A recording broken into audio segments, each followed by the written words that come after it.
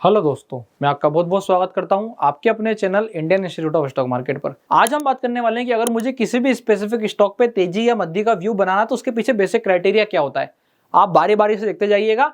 मैं आपको एक पूरा फॉलो थ्रू प्रोसेस बताऊंगा कि आप स्पेसिफिक स्टॉक में क्या क्या देख सकते हो सिर्फ और सिर्फ टेक्निकल बेसिस पे, कि यहाँ से हम ये वाला स्टॉक बाय कर लें या फिर सेल कर दें, या फिर मैं इसकी कॉल खरीदूं, इसकी पुट बेचूं, इसकी कॉल खरीद के कॉल बेचूं या पुट खरीद के पुट बेचूं। ये सारी स्ट्रेटेजीज के बारे में आज हम डिस्कस करेंगे पूरा एक ही वीडियो के अंदर। अब आप ध्यान से देखते जाइएगा, वीडियो ज्यादा लंबी नहीं होगी पर आपको बहुत कुछ सीखने को मिल जाएगा। कोशिश मेरी यही होती है कि मैं थोड़े थोड़े पार्ट में आप लोगों को रोज रोज लर्निंग प्रोवाइड करूं। तो सीधा चलते हैं अपन डायरेक्टली चार्ट के ऊपर। कुछ स्पेसिफिक पॉइंट होंगे जो कि आप चार्ट देखते देखते ऑटोमेटिकली समझते चले जाएंगे। यहाँ पे हमको टेक्निकल्स के साथ साथ, अगर हम टेक्निकल्स पे बात कर रहे हैं तो मैं कैंडल स्टिक भी देखूंगा, तो मैं चार्ट पैटर्न भी देखूंगा कि वो क्या बना रहा है। ऐसे सारे सिनेरियो के बाद ही हम यहाँ पे तेजी और मंदी का व्यू बनाएंगे।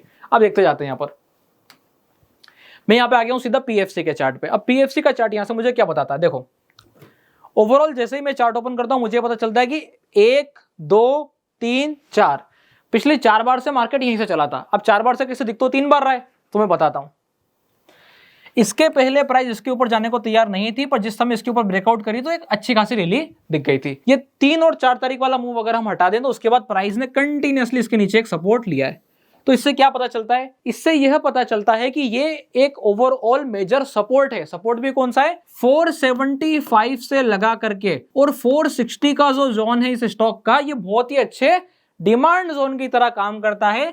यहां पे जब भी प्राइस आती है देयर आर सम बायर्स जो इस प्राइस के नीचे मार्केट को नहीं जान देते हैं और बार बार ऊपर की तरफ पुश करते हैं। आज भी हम देखेंगे मार्केट में बढ़िया अच्छा खासा फॉल था पर पीएफसी तो ज्यादा नहीं टूटा।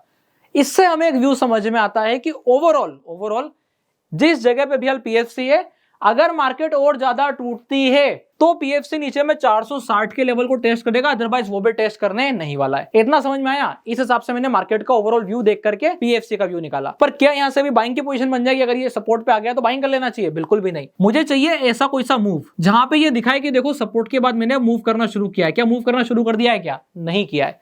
अगर मूव करना शुरू नहीं किया है तो आप नहीं बोल सकते कि यहां से ये ऊपर की तरफ निकल जाएगा। तो बोले कब निकलेगा, हम कब बोलेंगे? उसके लिए हमें ऊपर के कुछ स्पेसिफिक लेवल चेक करने होंगे, रिसेंट वाले। जैसे यहाँ पे इसके ऊपर निकलने पे उसने तेजी बताई थी, यहाँ पर इस वाले जोन का गैप अप करने के बाद उसने तेजी बताई थी। तो ठीक इसी प्रकार से यहाँ पर भी ये जब तक इस वाले जोन के ऊपर नहीं निकलेगा ये तेजी नहीं बताएगा। तो आपको ये चीज का ध्यान रखना है। अब यहाँ से प्राइस क्या कर सकती है, हो सकता है थोड़ा और टाइम लेकर के दोबारा घूम के आए। तो जब ये ओवर टाइम लेकर दोबारा घूम के आएगी तब क्या होगा, ये वाला जोन इंपॉर्टेंट हो जाएगा। तो जोन कंटिन्यूअसली अपने आप को शिफ्ट करते चले जाता है। दूसरी चीज, जब प्राइस नीचे जाएगी तो यहां पर वो कुछ हरकत पटकेगी, तो आपको वो भी आइडेंटिफाई करना होगा जैसा उसने यहां पर किया। तो ओवरऑल अभी हाल के लिए मैंने क्या करा, आगे का एक व्यू बना लिया। अब ये व्यू नहीं बनता है, सपोज ये गड़बड़ होता है। गड़बड़ क्या होगा, मैंने यहाँ पे कुछ खरीदा तो है नहीं ना कुछ बेचा है, शांति रखी है। अभी मैंने ट्रेड करने के हिसाब से कुछ भी यहाँ पे प्लानिंग नहीं करी है। तो अगर नीचे जाएगा तो मैं मद्दी के साथ हूं। किसके नीचे? 460 के नीचे। और एक और चीज यहाँ पे मद्दी करने के लिए लेट हो गया है। क्यों लेट हो गया है? क्योंकि ऑलरेडी ये वाला फॉल आ चुका और प्राइस कहां पे, अपने इंपॉर्टेंट डिमांड जोन पे। तो बोले क्या करेंगे, हम यहां पे आराम से देखेंगे। अगर प्राइस ऊपर से रिट्रेस होकर के दोबारा घूमेगी, अगर बीच में से कहीं से यहां से घूम जाती है, जो कि हर बार प्राइस जाती है पर नहीं करती है, बार बार यहां से ऊपर की तरफ निकलती है, तो यहां पे भी प्राइस को हम कहां तक एक्सपेक्ट करेंगे, यहां तक। पर ऐसा नहीं होता और प्राइस बीच में टर्न करती है, तो ये इंडिकेशन होगा इस वाले सपोर्ट को ब्रेक होने का। ये सपोर्ट कब ब्रेक हो जाएगा, जब यहां पे प्राइस मिड में से टर्न होकर नीचे की तरफ निकलेगी। इस सारे व्यू के साथ हम देखते हैं कि यहां से प्राइस कैसे ऊपर या फिर नीचे मूव करती है। अब ये तो था ओवरऑल सिनेरियो, कौन से पर्सपेक्टिव से, स्विंग के पर्सपेक्टिव से, कि मैं यहां पे ऐसा देखता हूं, यहां से ऐसी तेजी लगती है, यहां से ऐसी मध्य लगती है। अब अगला सवाल, अगर मुझे यहां से कॉल ऑप्शन बाय करनी है तो is it a right place to buy the call option? जवाब आएगा बिल्कुल कतई ही नहीं। क्यों? क्योंकि ऐसे टाइम पे हम कॉल ऑप्शन बाय नहीं करते हैं। बोले कैसे टाइम पे करते हैं? अब सीधे चलता हूं, उसके लिए एक एग्जांपल दिखाने। अगर मुझे कॉल ऑप्शन बाय करना है तो मुझे ऐसा कोई सा स्टॉक उठाना पड़ेगा। मैंने स्पेसिफिकली सीनेक्स मेटल की वीडियो बनाई थी जहां पे मैंने बताया था, जब मेटल ईटीएफ लॉन्च हुआ था नया मैंने तभी मेटल ईटीएफ के बारे में बताया था। तो वहां पे मैंने टाटा स्टील का एनालिसिस किया था। आप जाके मेरी मेटल ईटीएफ वाली वीडियो देखना, उसमें आपको टाटा स्टील एनालिसिस के बारे में पता चल जाएगा कि कैसे हम यहां पर इस वाले स्पेसिफिक जोन के ब्रेकआउट होने का वेट कर रहे थे, कि जिस भी पॉइंट ऑफ टाइम पे 155 निकलेगा, आप देखना टाटा स्टील रॉकेट की तरह भागेगा। तो क्या कंडीशन थी, अगर आपको कॉल ऑप्शन के साथ प्लानिंग करनी थी तो यहां पे या तो इस वाले दिन आपकी कॉल ऑप्शन के साथ प्लानिंग होती, या फिर इस वाले दिन आपकी कॉल ऑप्शन के साथ प्लानिंग होती। जब अगले दिन प्राइस मूव करना शुरू करती तो आप रिस्क लेके कॉल ऑप्शन में बाइंग की एंट्री करते। स्विंग के लिए जो थे, स्विंग के लिए आप हमेशा ही एंट्री कर सकते थे क्योंकि it was a good support. ये चीज हमारी पहले भी चर्चा हुई थी। और अगर टाटा स्टील इस वाले लेवल के नीचे निकलता तो ये क्या हो जाता, लॉन्ग टर्म बियरिश हो जाता। तो ये चीज का हमको ध्यान रख करके चलना होता है। सपोर्ट एंड रेजिस्टेंस के बिहाफ पे ये सब चीजें मैटर करती है। अगर मैं इसको एक्सप्लेन करूंगा एक पैराग्राफ में तो कैसे एक्सप्लेन करूंगा कि टाटा स्टील ओवरऑल जो कि एक अच्छा स्टॉक दिख रहा है हाल फिलहाल में, वो अभी हाल मोमेंटम करना शुरू किया है और अब यहां पर एक करेक्शन आने का इंतजार है। अगर प्राइस करेक्ट करके दोबारा से टर्न करेगी तो definitely we will look for buy. बस यही कॉन्सेप्ट के साथ सोच करके ट्रेड करा जाता है। तो अब ये स्टॉक बनेगा जिसमें मैं कॉल ऑप्शन बाइंग के बारे में सोचूंगा। पहले कहां सोचा था, यहां कहीं सोचा था, मोमेंटम हो गया, बोले क्या कर लिया, प्रॉफिट बुक कर लिया। प्रॉफिट बुक कर लिया, अब काम खत्म हो चुका है। अब यहां से अगर टाटा स्टील कल भी ऐसा चला जाता है तो मेरे लिए आउट है।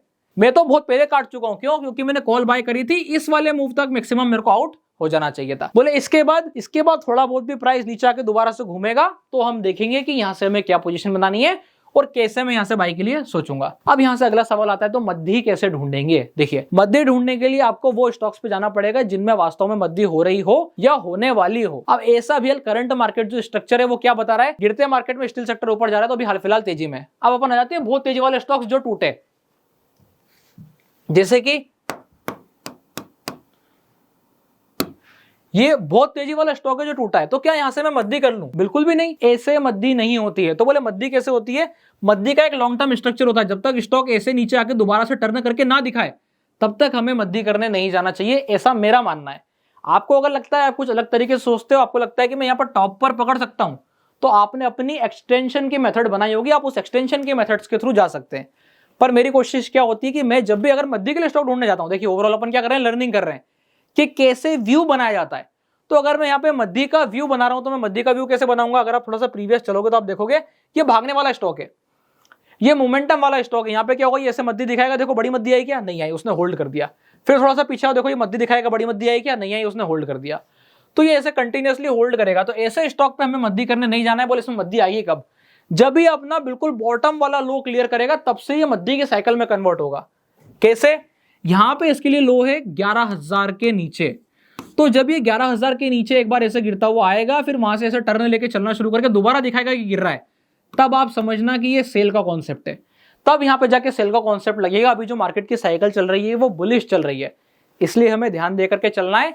सीधे जाकर के एकदम से मद्दी करने के लिए उतारू होकर चढ़ नहीं जाना है कि देखो इसमें मद्दी हो रही है, उसमें मद्दी हो रही है। नहीं, हम आराम से बैठेंगे, देखेंगे और ऐसे करेक्शन का इंतजार करेंगे ताकि डिप होकर बाइंग की अपॉर्चुनिटी देखे जाए। देखिए दोनों सिनेरियो अवेलेबल होते हैं। कुछ लोग मद्दी के लिए देखते हैं, कुछ लोग तेजी के लिए देखते हैं। मैं ये वाले सिनेरियो पे काम करना ज्यादा पसंद करता हूं। जब यहाँ पे तेजी आना शुरू हुई थी तो यहां से मैं बुलिश था बजाज ऑटो पे।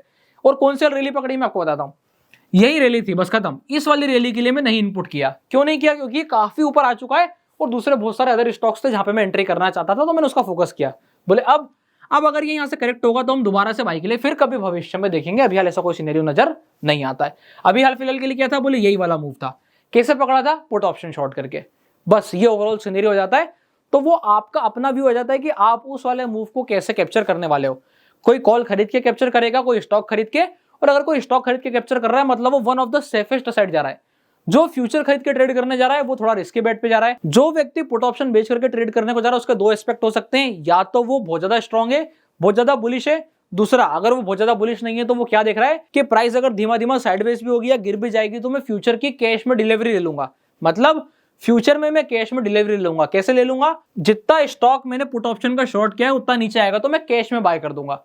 तो अगर आप वो वाले कॉन्सेप्ट से जाओगे तो भी आप यहाँ पे पुट ऑप्शन शॉर्ट कर सकते हो, अगर आपको वो स्टॉक अपने पोर्टफोलियो में होल्ड करना पसंद है तो ऐसे सारे बहुत सारे सिनेरियोस हो जाते हैं। पर अल्टीमेटली हमारा काम था व्यू बनाना। तो यहाँ पे व्यू बना के क्या नजर आता है कि बजाज ऑटो बाहर बैठो, टाटा स्टील रिट्रेसमेंट का वेट करना, एंट्री करेंगे, पीएफसी थोड़ा सा वेट करेंगे, चलेगा तो एंट्री करना है। तो ऐसे जाकर के हमारा व्यू बनना शुरू होता है। अब आप जाकर के क्या कीजिएगा, 15-20 स्टॉक खुद से खोजिएगा और उन पे कुछ ना कुछ व्यू बनाइएगा।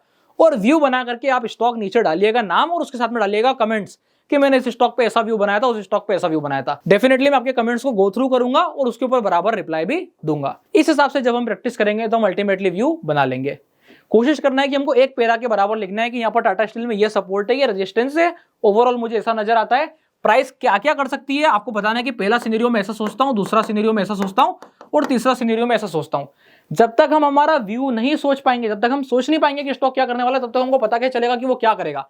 वो जो कर रहा है वो हमारी इमेजिनेशन में होना चाहिए। इसलिए आप ये कोशिश जरूर कीजिएगा। ये कमेंट सेक्शन आप लोगों के लिए ओपन पड़ा है। नीचे एकदम भर के कमेंट आने चाहिए कि मैंने ये वाले स्टॉक में ये देखा, वो वाले स्टॉक में ये देखा। अगर आप लोगों को ओवरऑल ये वीडियो अच्छी लगी हो तो वीडियो को लाइक कीजिएगा, चैनल को सब्सक्राइब कीजिएगा। और अगर आप लोगों ने अभी तक अपना डीमैट अकाउंट नहीं खुलवाया है तो डिस्क्रिप्शन के नीचे लिंक मिल जाएगा, आप जाके अपना डीमैट अकाउंट ओपन करा सकते हैं। तब तक के लिए बहुत बहुत धन्यवाद।